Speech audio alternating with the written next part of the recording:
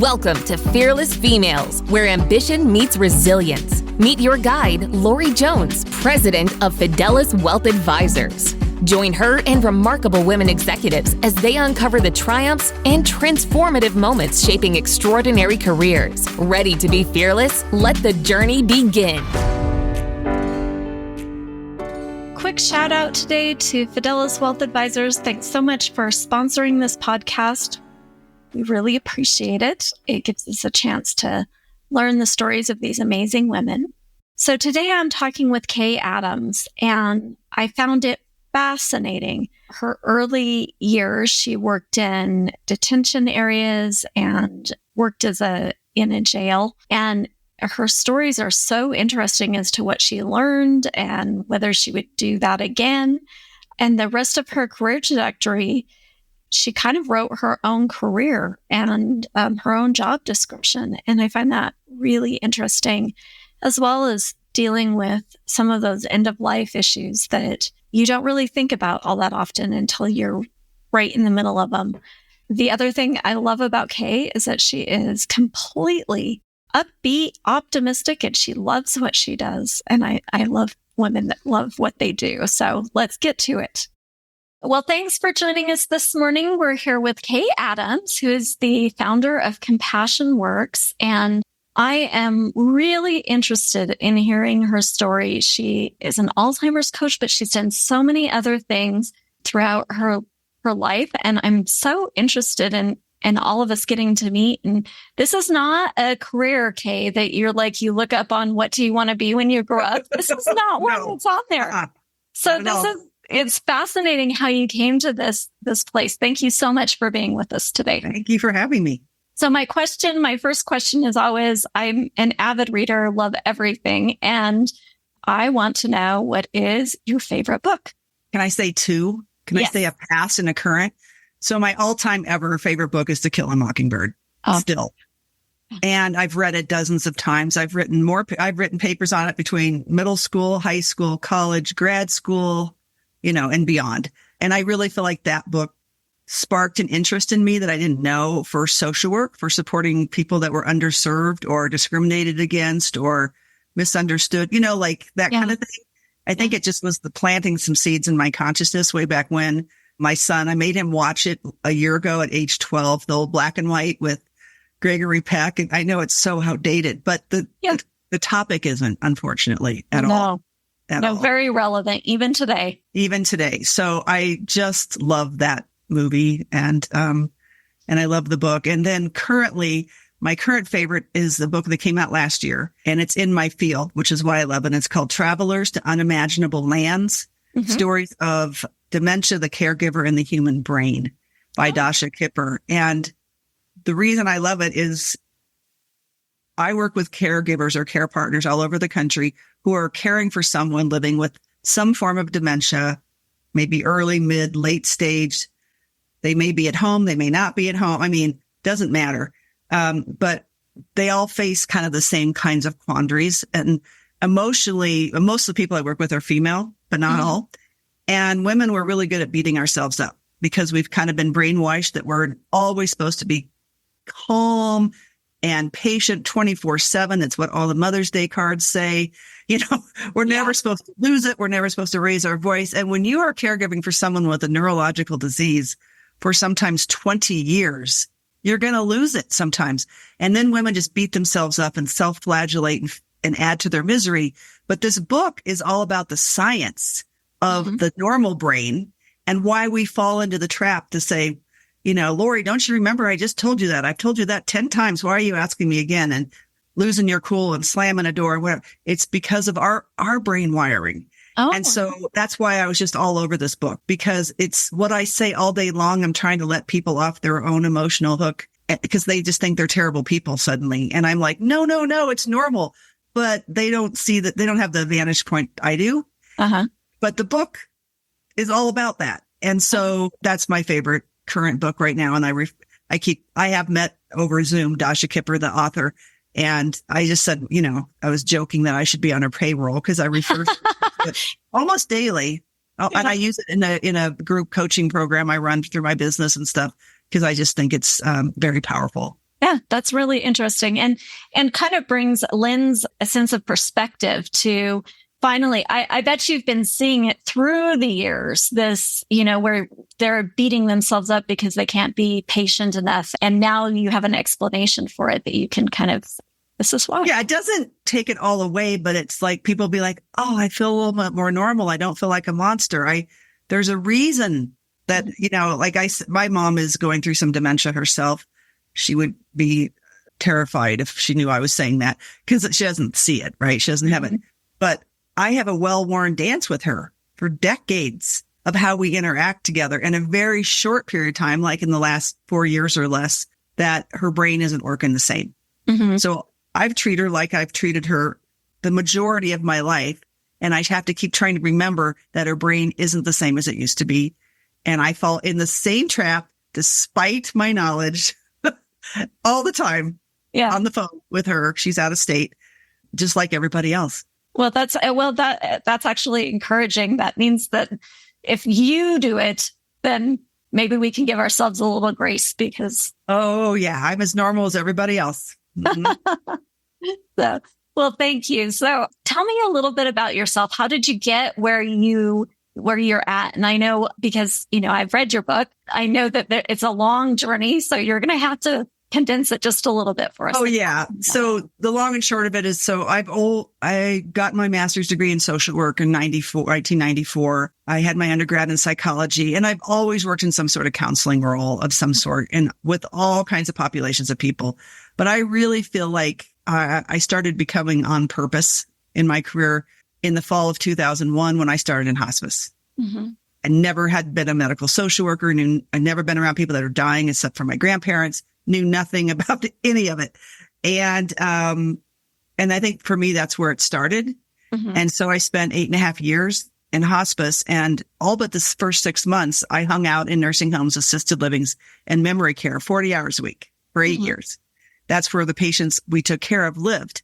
So then I really got immersed in the land of dementia because I was in memory care units at least 3 times a week, sometimes for multiple hours. So I was like, and I had other patients that had dementia along with like heart disease, lung disease, cancer. So maybe they were pretty with it mentally, but they had some confusion. Or I had people that it was the end stage. That's why they were on hospice. So it took me a long time to learn about this. It was just like, what? Like you're on an alien planet. It's kind of like, but then I really started seeing the grief and the loss and that these families had gone through. I only got to see the last chapter. But then as I got to know these families, they're like, this is so devastating, right? My mom was my best friend and she hasn't known who I am for 5 years or whatever. And so I did that. And then I went to Kaiser here in Denver. And then I worked there for 8.5 years. But the part that applies is 4.5 years in a diagnostic memory clinic. So I was on a specialty team helping diagnose dementias and working with families and patients. And so I was a little bit more on the front end, although people do not generally, in my opinion, get diagnosed nearly early enough. And then my last job in Kaiser, I was the home-based dementia specialist. And so then I was driving all over Denver to people's homes who had a diagnosis of dementia, meeting with them, meeting with their family member or care partner, helping educate about the disease, helping with their advanced directives, teaching classes and all of that. And then the common denominator was I was the only one in the whole system of Kaiser here in Denver working with anybody with dementia. I was it.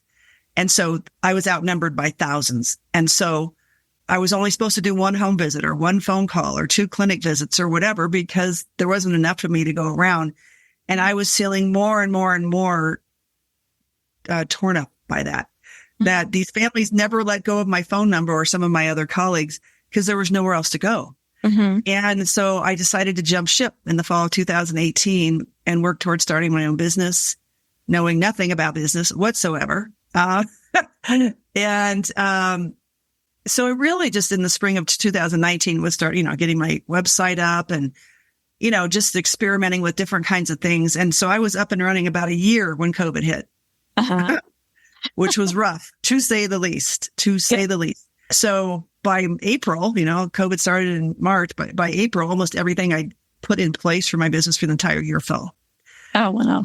Almost all of it. And our son then was finishing 4th grade, Eli, and I was the one at home. And so he was only in physical school between March of 2020 and January of 2021, 3 days. 3 days.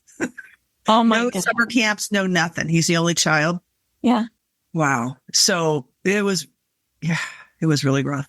And so I had to reinvent myself, and I had to learn to use Zoom, and I had to start working with people instead of in person, over a computer screen. And I had to start learning to do trainings over a computer screen instead of in person. And oh my gosh, all of that. And I had very little time because of him with the schooling, but I ended up starting to write my book in about September of 2020, never having that plan at that point. I'd had a goal since 2001 to write this book, but I was grounded, basically.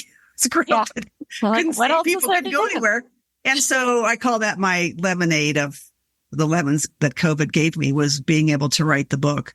But that's how it all, I just blend. I guess I have a passion for supporting people with life-threatening illnesses. I have a passion for supporting care partners.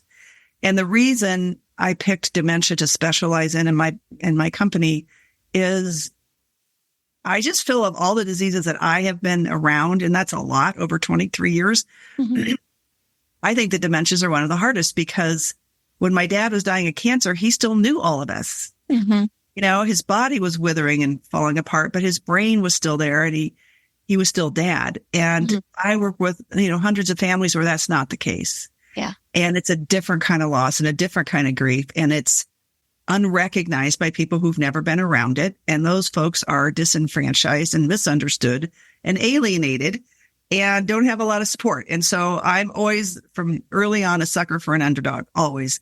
And so I just decided, well, what could be the hard thing I do in my business? Let's work with dementia care partners, because someone needs to. And so that's how I got here. Oh, that's so interesting. When COVID hit and you were changing, you were primarily in person with your clients. I was exclusively in person. Yes. So how did that work to change to a Zoom? Did it work, or did it not really work? And you just basically came up and wrote a book. Kicking and screaming, I went, into Zoom land. I did not want to go at all.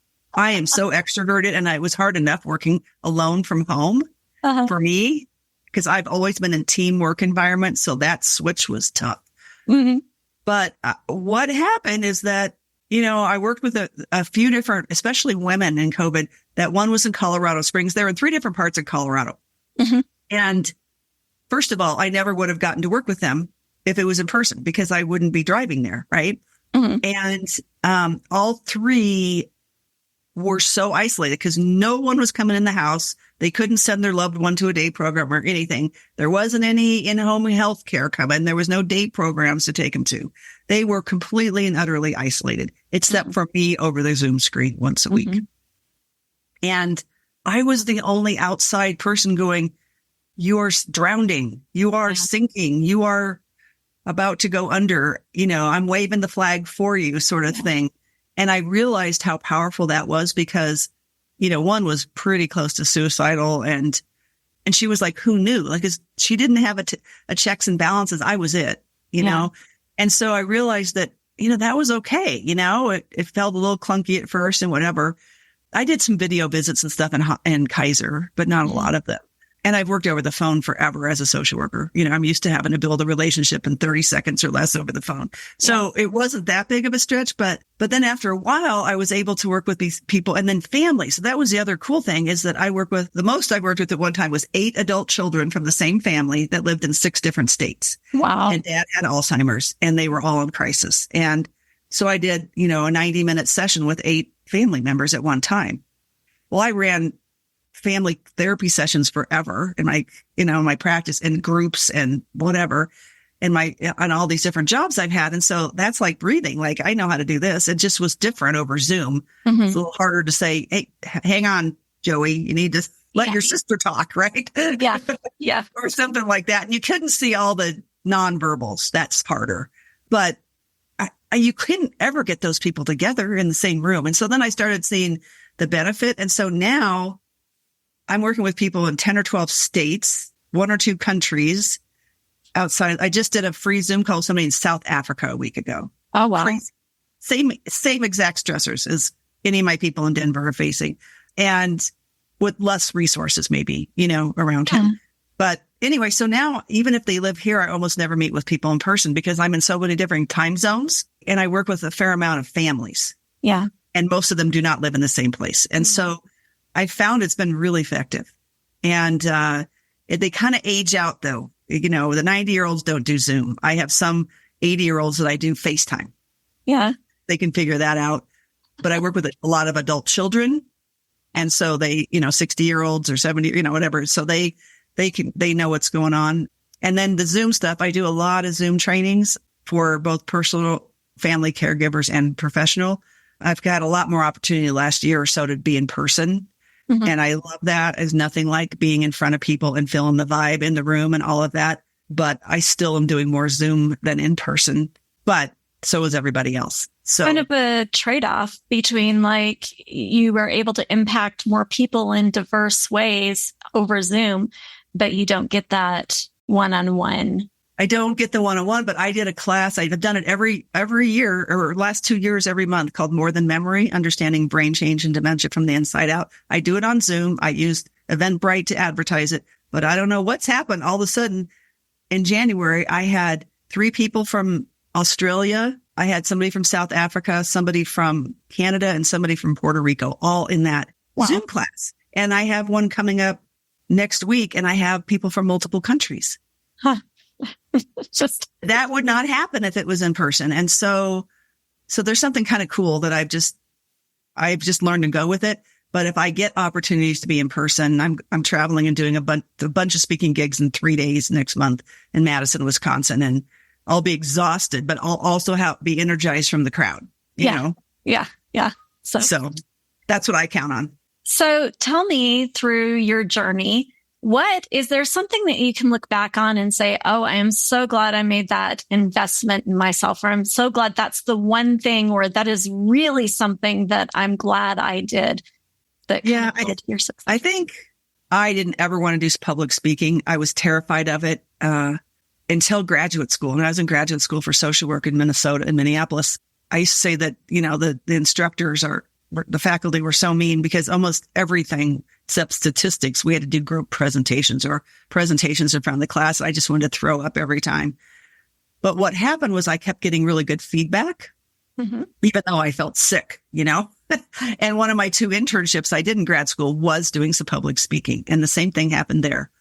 And so one of the best investments I made was I've lost track. Is it 10? I don't know. But over time, I've done at least probably 10 train the trainers. So free or next to free intensive things where I got feedback in real time by people who were way more skilled than me. And so I could put my toe in the water and then my ankle in the water and then my leg in, for a couple, at least 20 years or more, and now 30 years. And so that was just doing those things, and it scared me every single time I did it. But even up until when I left Kaiser, and then I was a trainer for the Train the Trainer, that kind of deal. And so I got I never went to Toastmasters or something like that, but I did get great mentoring through that stuff. And then I did a dementia specific thing that I think was a game changer. There's a woman named Teepa Snow, who's a leading dementia educator.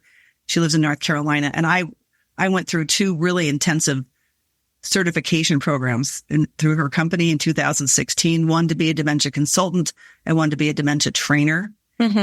Really time intensive, months making, not like go through a half-day thing and get a certificate, which a lot of things are. And my boss at the time in Kaiser was like, you don't need this certification. We don't want to pay for this certification. But I pushed it because I felt very strongly about it. And I think that was a game changer because I came out of that with all the other knowledge I already had, with all the life experience and personal and professional experience.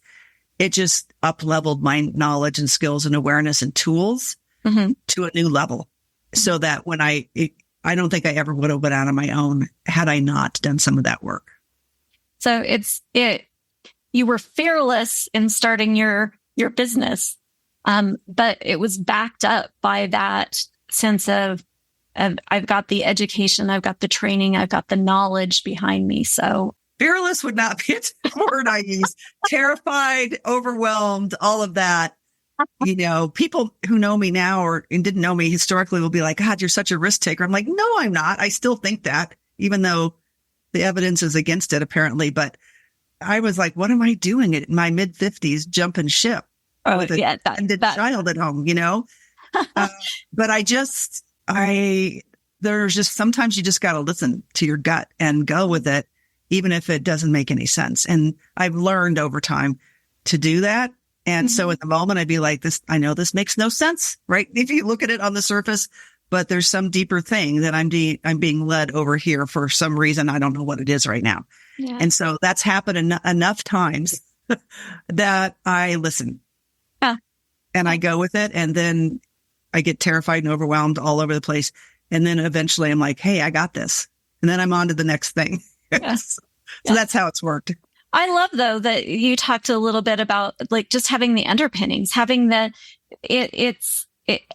I think that is fearless. It's doing it.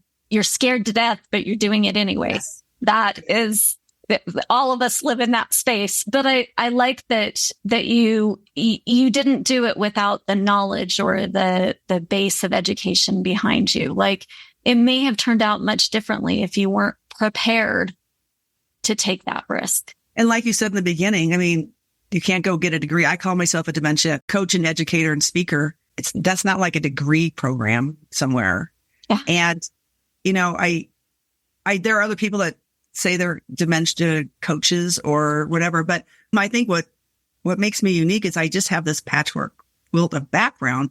So I've worked with all kinds of families and all kinds of settings and individuals and couples and groups. And I've worked with people with life-threatening illnesses for 23 years. And I'm hospice and palliative care trained. And I'm a therapist. And so I come in it with not just anybody I'm not bragging, but if I didn't have all those years under my belt, I certainly couldn't run a family meeting with 8 adults who are all overwhelmed about what we're going to do about dad. I mean, there's no way I could do that if I hadn't had all the training and experience that I brought to the table. And if I hadn't had all of that, I wouldn't have been prepared to start my own business. Yeah, I love that. That's a great investment. And I encourage those that work with me to invest in yourself in that way, both with the training and with I found it interesting, the public speaking. That's something that I haven't heard. And I've done, 15, 20 of these interviews. And I think that's really important. So if you could go back and look at it, what is the worst advice someone has ever given you? And did you take it or did you learn from it? It's hard. I've probably been given a lot of bad advice, but I almost think I've given the worst advice to myself sometimes.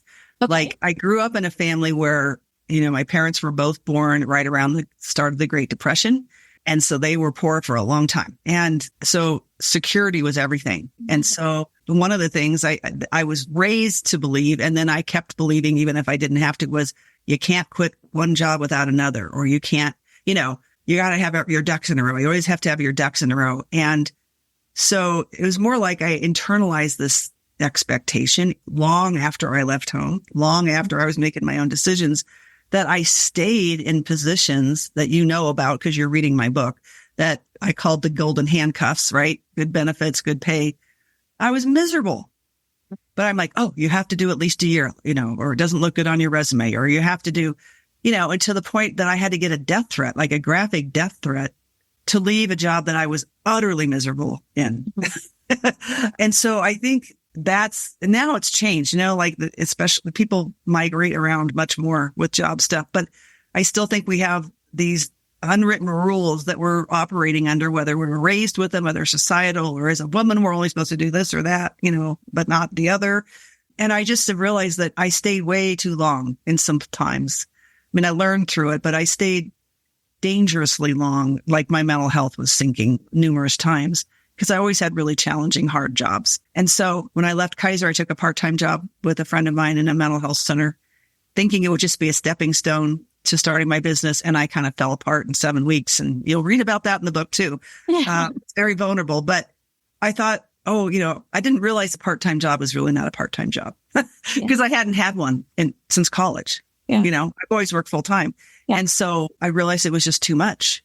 And I had to leave it in 7 weeks. I had to leave a job that I had just left a big job for and hired by a friend of mine. And I was her first hire as a manager. And it went against everything I was raised to believe. Uh-huh. And so my body and my psyche just went haywire when I did that. But it's what I had to do. Uh-huh. It's what I had to do. But I met with a spiritual advisor of mine the day I just broke down really bad in December of 2018. And she said, Kate, does your body have to give you a heart attack for you to get the message that you're not supposed to stay in this job? It was just leading you out the door. Uh-huh. You wouldn't have gone otherwise, but now you're not meant to stay. I call those cosmic 2x4s, Uh-huh. And sometimes you just have to get beat down before you get the message. And so I would like other people not to have to go through that before they get the message. I think that's really an important thing too, is like we put ourselves through a lot as women, whether you're in corporate or healthcare or like wherever you're at. A lot of times you have really high expectations and you're trying to live up to them. You don't give yourself a lot of grace, and you do end up in a very unhealthy place mentally or physically or something like that. And a lot of times the follow-up to that is then you feel bad that you're there, but absolutely. And I, as a social worker, I never made a ton of money. So I didn't have a huge financial cushion like some other members of my family had to fall back on if they needed. I didn't have that same thing. So there was the reality testing in there too. But part of it was my own conditioning. Mm-hmm. And one of the things I talk about in my book is and I worked 10 years in 10 years in youth corrections and 2.5, 3 years in adult corrections during the course of my life. And I've thought myself into my own mental jails over and over and over. I think I'm trapped. I got to stay in this job. I got to stay in this career. I got to stay in this relationship or whatever it is, this town. And it's kind of like those dogs that are conditioned, like you can't leave your cage or you'll get zapped by my psychology major stuff. Like it's that learned helplessness. Like you stay when the door was open the whole time, but you didn't know it. So I've realized that and I don't think I'm unique in that human experience of we think ourselves into a jail, paint ourselves into a corner, however you want to say it. And we don't realize we have choices all the time. It may not be fun choices or ones we really want to choose, but they're still there. And that's important. And it's taken me years to see that pattern. Was there any specific thing that helped you to learn it, or was it just going through it, or how did you? The death threats when I worked at Lookout Mountain. Yeah. Yeah. And this kid, was in a rage in my office. And this is Lookout Mountain, for those of you who don't know, is in Golden, Colorado, and it's a maximum security youth facility for delinquent youth. And I'm not exactly sure how it's working these days because I left there in 2001, spring of 2001. So, but at the time, it was kids that were from everywhere in the state and felony level offenders up to 5-year sentences for everything short of murder. That's where I worked when Columbine happened and stuff like that. It was crazy. And I had a kid in my office raging at me this one day, and he was the bane of my existence, this kid anyway. But he literally was frothing at the mouth, and my exit to the doorway was right where he was sitting. So this was a problem. And he told me he was going to hunt me down and chop me into pieces and don't think I can't find you. And this was before GPS and all the stuff that makes it easy to find people now. And I had an out-of-body experience that I wrote about in the book. I had this out-of-body experience where I literally left my chair, floated up here. I'm looking down at he and I. It's never happened before or since. And I thought, they don't pay me enough for this crap. Man, this is ridiculous. I want out of here. I can't, what am I doing here? Mm-hmm. And in that population of kids, it's kind of that you never let them see you sweat. Mm-hmm. But even if you're terrified on the inside, which I was, which is why I sort of disassociated, you don't let them see it or you are dead in the water. And so I literally kind of came back to my body, and I'm editing my language because I wasn't this clean with him. But, I basically just said, you know what? This conversation's over. I don't want to work with people like you in places like this anymore. I am done. I want to work with people who care about themselves and other people and are just blowing themselves up right and left, and if you weren't such a jerk right now, I wouldn't have come to that conclusion, but I don't want to work with the people like you. So get out of the chair. You're going back in seclusion now. And he went, that's cool. He didn't know what to say. I'm thanking him for being a total ass. And so that was it. I came home. That was a Friday. I came home. I just had heart-long conversations with my partner, with my folks, with other people. I just was like, this is crazy. Because I had, at the time, I was turning 40 that August. Mm-hmm. And I had in my head that for those kids, the only two ways they got out of there was they aged out. They turned, was it 21, I think? Or they paroled out. Their parole was up. So I had a running joke that I was going to parole by the time I was 40, which was that August. That was nowhere. It wasn't written down anywhere. And so anyway, I came home and then I came back on Monday and I told my boss, I'm giving you notice, tried to talk me out of it. And I didn't have another job. I didn't have anything, but I just knew this is insane. And he was the first kid. I actually liked this kid and it also drove me completely crazy. He was the first kid. His name was Sean. I don't know what I called him in the book, but he's the first kid I told. And he goes, damn, Kay, did you mean what you said to me in your office last week? And I said, every word of it. Like, you may have just saved me. Yeah. I don't want to do this anymore. And then it took 6 months to find my way to hospice. And that was like a bizarre job transition, to say the least. But guess what? Hospice philosophy was like dignity and respect and individuality and, valuing people's lives and however long that is. And, it was just this, and it was like a breath of fresh air, which no one would understand. My editor of my book didn't understand, which is how it turned into a semi-memoir, is because she's like, you talk about hospice like it's this great place. And how did you go from a youth prison to hospice? That's not a normal job trajectory. And I'm like, oh, I know. I never have done it normally. And so anyway, that's a long answer to your question, but I think that was the final straw that I was just like, I am not going back. Here's the line in the sand. People offered me jobs right and left, working with teens for years after that. And I just was like, no, nope. I don't care what form, shape, anything they're in. The answer is no. Mm-hmm. So if you had to look back and look at maybe a situation that you would have done differently, or you have maybe a regret about the way that you did things, and if you could go back knowing what you know now, can you think of something that you wish you had done differently? Yeah, we have a lot of them. There's one job I really regret the way I responded, but I don't think I knew better. I was young. I was in my mid-20s. I just moved to Minnesota from Nebraska, and I got a job as an intervention coordinator in a domestic violence program, also in my book. And I'd only worked there maybe 6 months or less. I'm not sure, but there was some weird dynamic going on in the office. It was all women who worked there, and only me and one other young woman who worked there. We were the only two that weren't formerly battered women on staff. I don't know if this is still the philosophy, but at the time it was pretty new. The domestic violence movement was pretty new then, and like late 80s. But at the time, there was a huge value on hiring women who had been in domestic violence relationships to work there. So me and one other woman were the only ones who weren't. And I started picking up on this weird dynamic that was going on. And it turns out the executive director was crazy as a loon and extremely abusive. And she was female.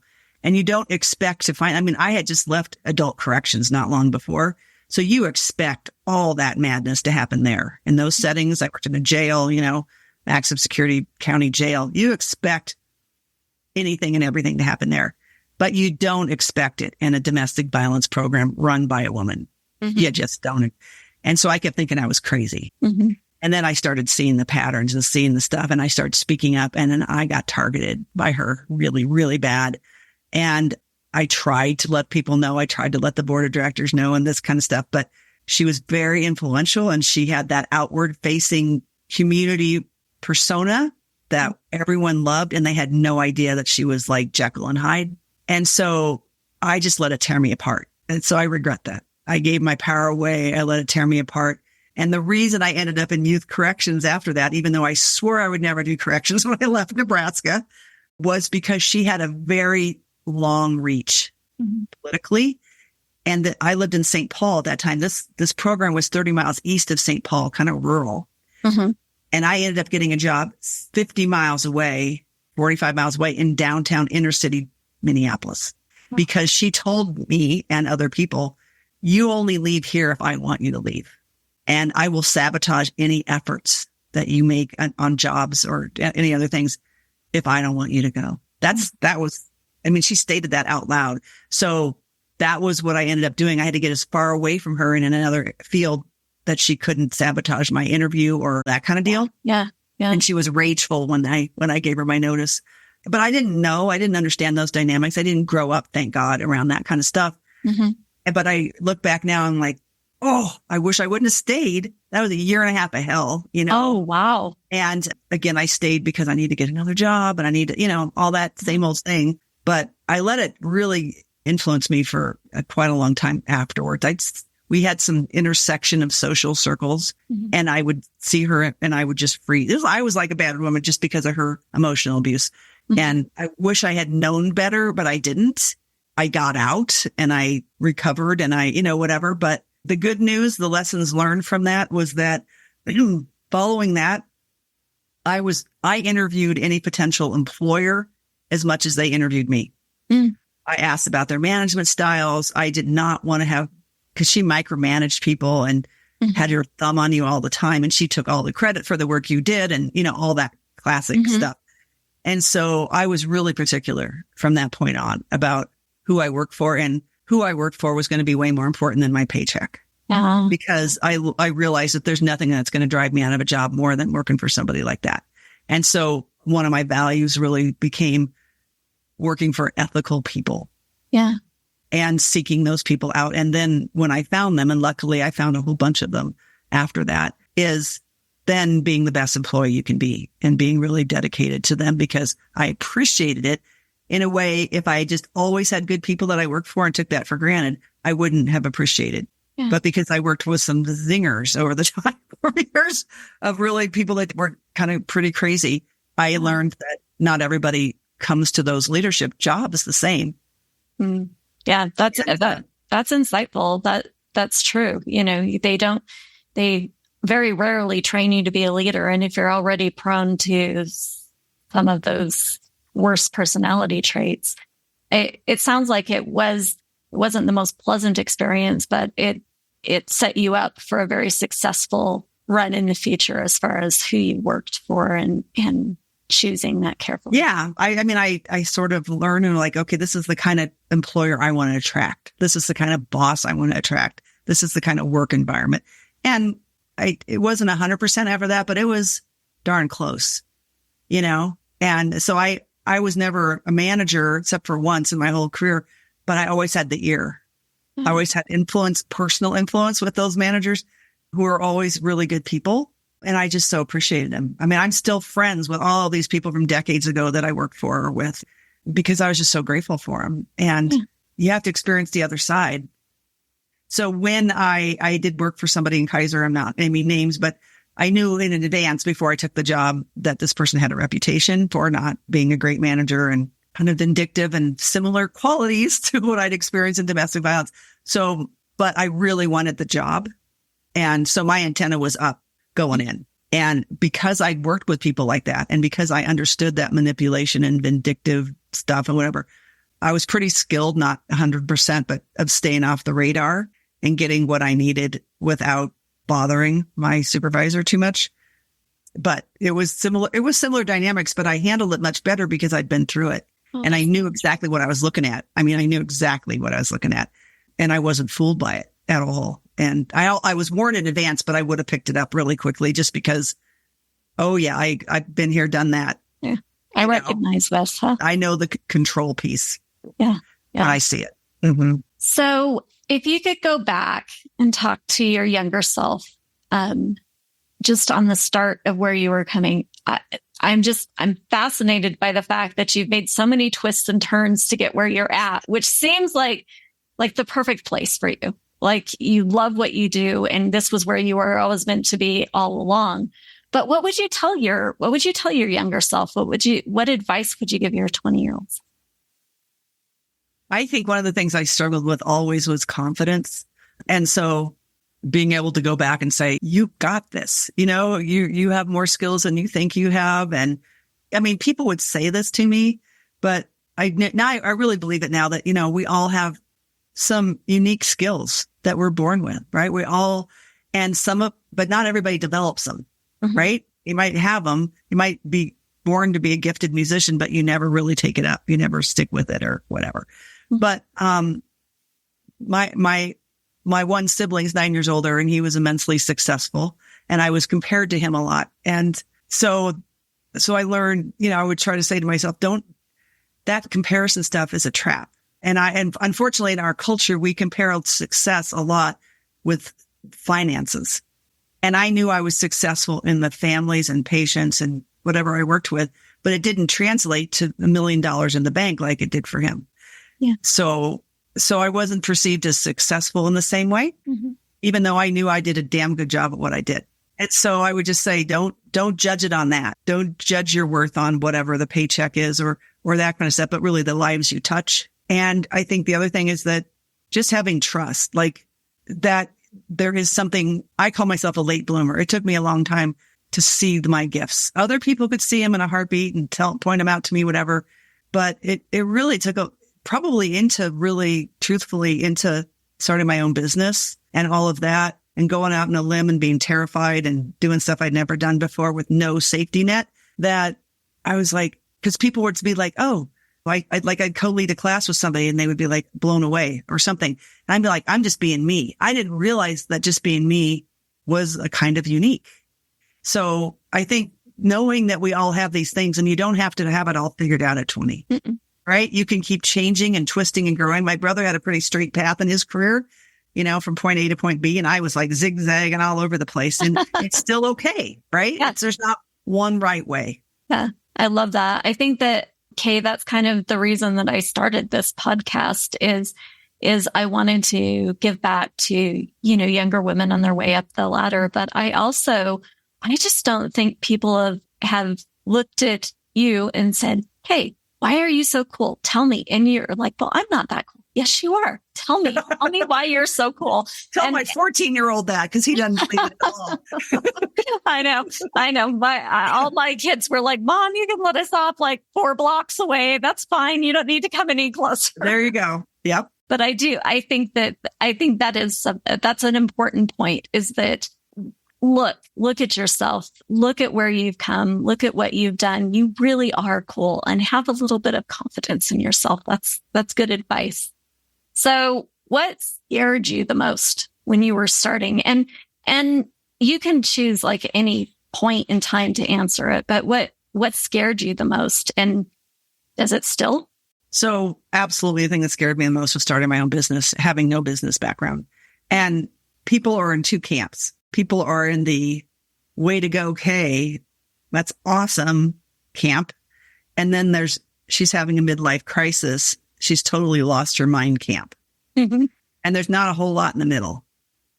And so when you already have self-doubt and you already lack confidence and you already don't know what you're doing, if you listen too much, so one of the things I had to do was, thank God, a friend of mine was self-employed. And I was like, I need to be around people that aren't married to the 40-hour-week job and paycheck, because they can't relate to me right now.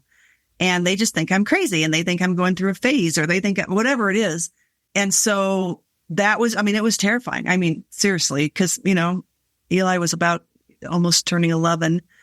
Kids aren't cheap. We only have one, but still. And being raised, like I said before, by parents of the, generation from the Great Depression, I was really raised you got to save money for a rainy day and what ifs and blah, blah, blah. Anything can happen. And the bottom can fall out and, the banks will close and any day stuff. And so that's how I was raised, very much so. But then when I got into hospice and you work with people that are dying all the time, and you work with people that have been saving for the rainy day their whole lives till they're 70 or whatever it is, and they can retire and then they can travel, and one of them gets sick or they both get sick or whatever happens. So ever since hospice, because my dad got diagnosed with cancer 6 weeks into my hospice job and died 6 months later. And so that right out of the gate taught me like things can happen really quickly. And so I believe in saving for a rainy day. And I also believed in not waiting. Yeah. Yeah. And both things. And so it scared me to go out on my own because I couldn't put money away like I did before. I couldn't divert all this money from my paycheck, which I was used to doing for years. And I haven't been able to do since. And so that the whole financial risk stuff and the whole, she's crazy and this is just a phase thing was so hard.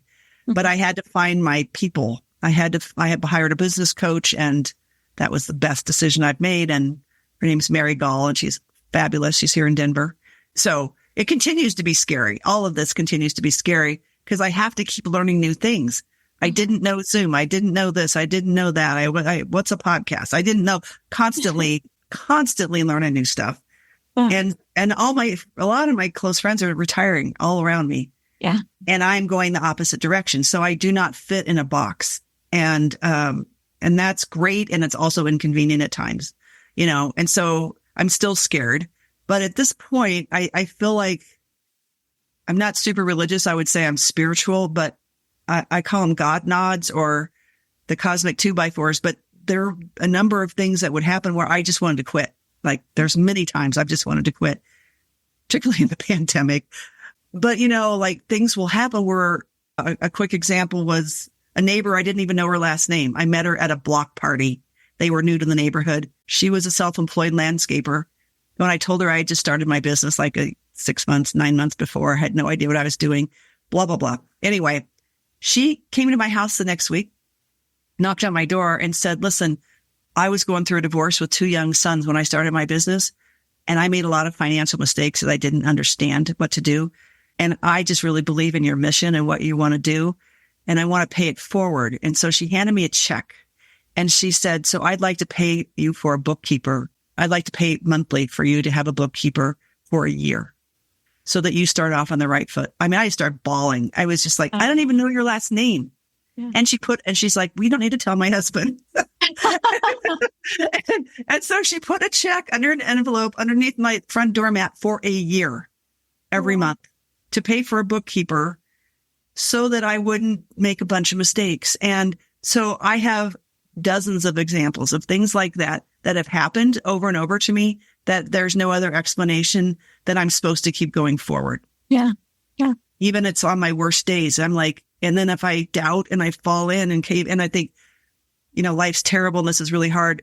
You only have to, seriously, one phone call with one caregiver and seeing what they're going through is the most humbling experience on earth.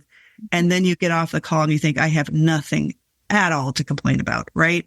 At all. And you think they need somebody like me and you go do it for another day. So I'm still scared of it all, but I feel really empowered and I feel on purpose. And I feel like every conversation or group I lead or class I teach or family session I'm a part of or whatever, I come away with my bucket is just overflowing. And that is so gratifying over anything else that it makes all these crazy other jobs and crazy stress I live through worth it because I've honed my skills and I have a rich background that serves me really well in what I do. And so I just feel like tons of gratitude that every day I can just walk 3 feet into the office and get to do what I love to do and make a difference.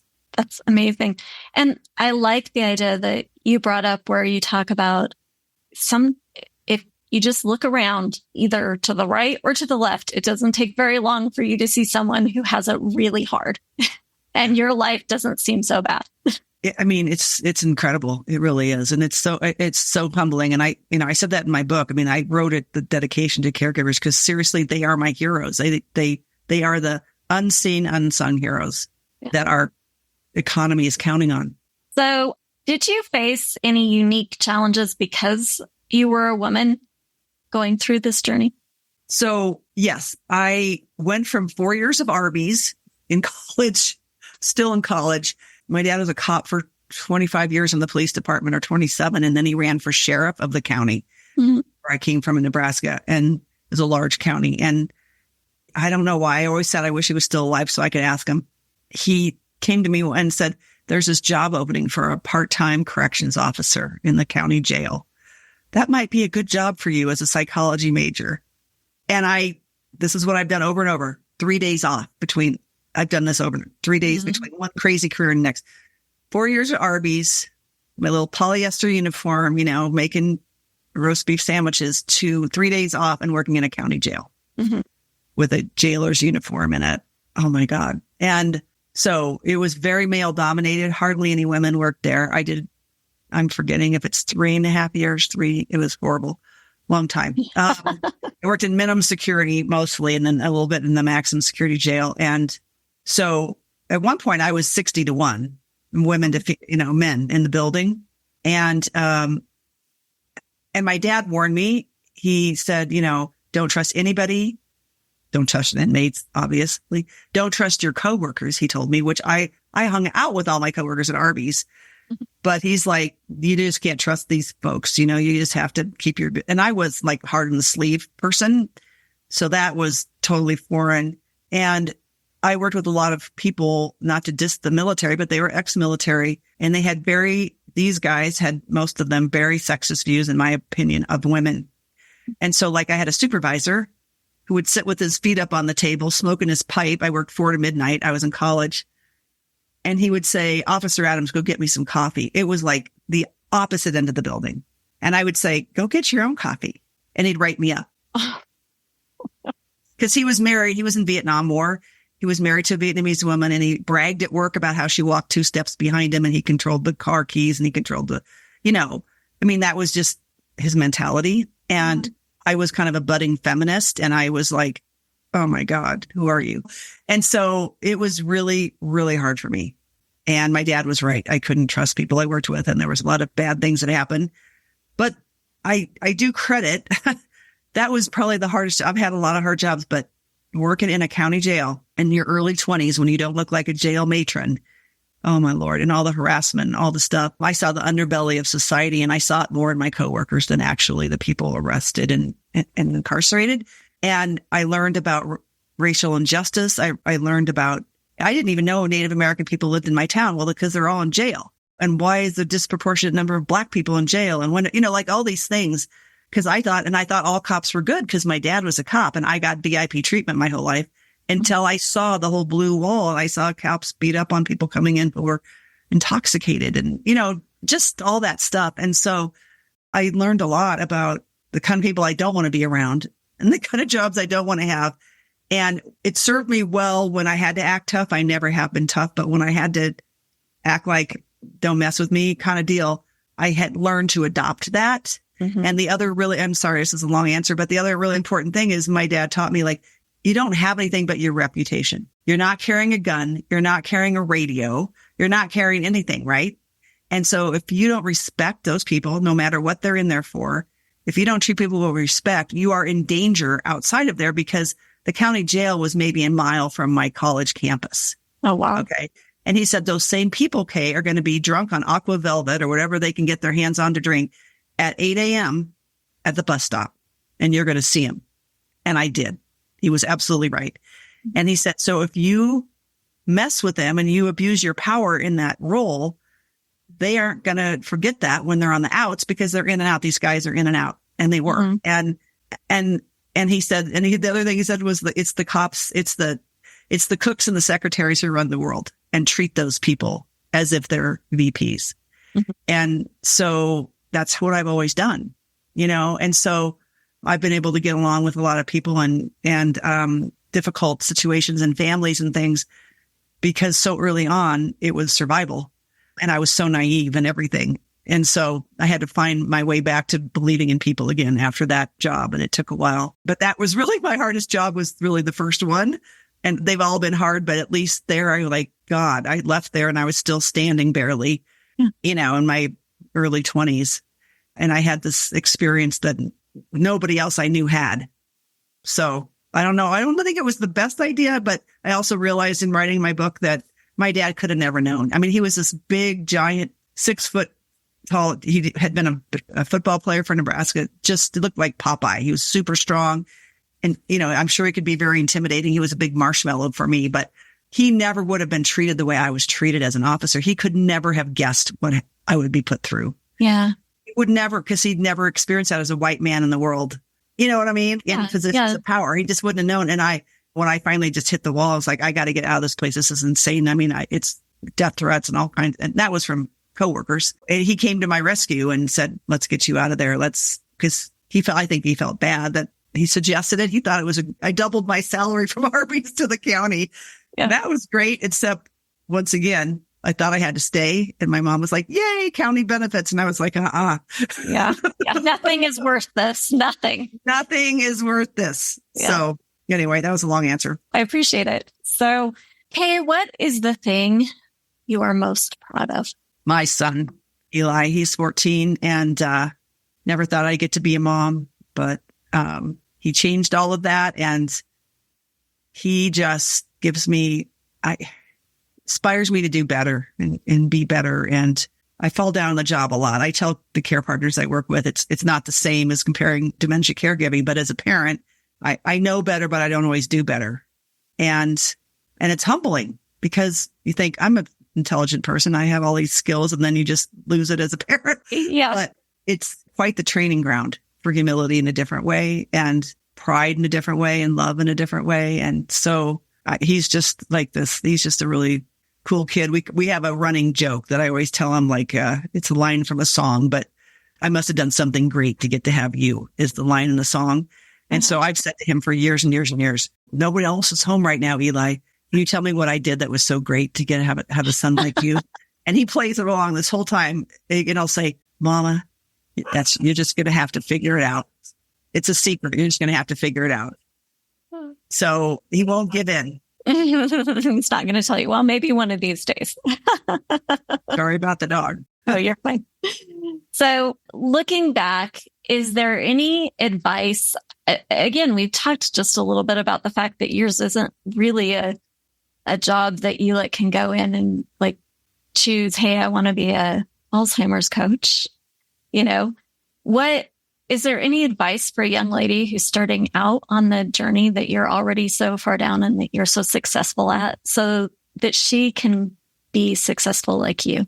I just come back to thinking, listening to your gut, not everybody else and all the noise and all the distractions. There's so many out there, but listening to your gut, listening to your intuition and watching for guideposts along the way. So like I've said, whether it's a cosmic 2x4 or God nod or something, I do kind of believe that we're led and there's things that happen and we can't really explain it, but it suddenly felt like a brick wall and suddenly there's this door that's over here and you have no idea where it's leading and you feel compelled to go, but you aren't sure because it doesn't really make logical sense to do that because I got this, decent paycheck over here and I got security and I got, right.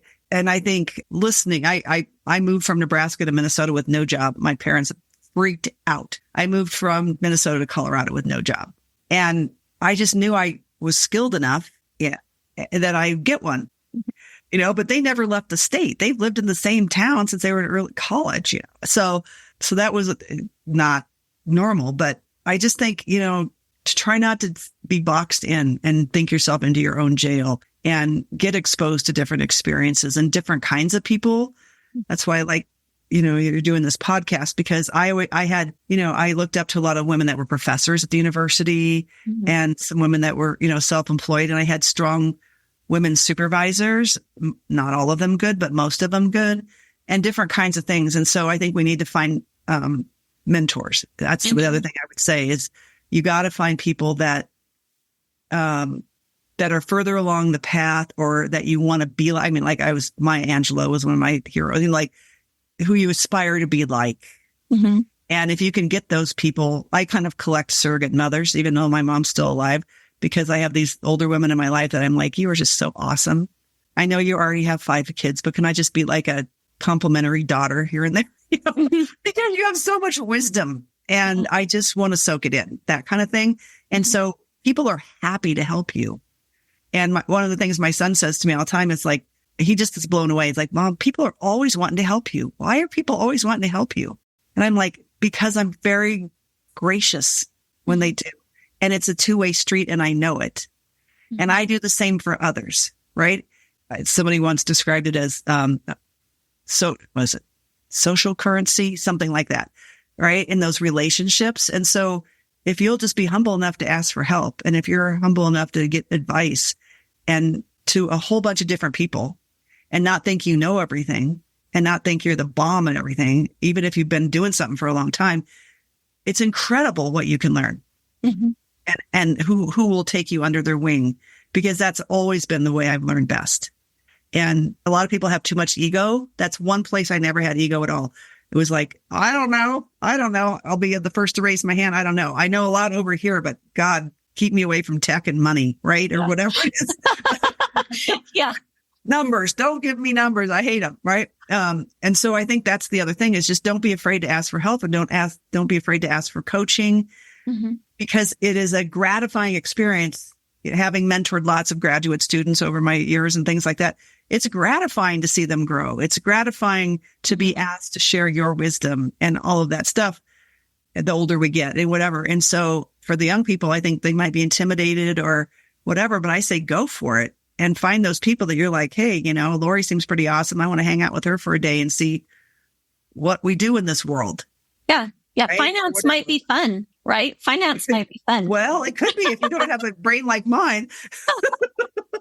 Yes. So that's what I would just say. Yeah. Well, and I think that's a really good point too. The fact is that we don't all have all the skills. We don't all know everything. And it brings, we were talking about this a little bit before. It brings me such joy and fulfillment that when my clients have that sense of understanding, where the money is going and how it works and understanding finance, the same way that you get that joy and fulfillment from helping these caretakers and really understanding their situation. And I don't have your skill set. I can't do what you do. And I appreciate that there are people out there that are willing to do that and to help those that are coming after. Well, I feel honored to be able to do it. Oh, well, I am watching carefully, and I love that you do this. We run into, in my profession, we run into a lot of older folks who are just on the cusp.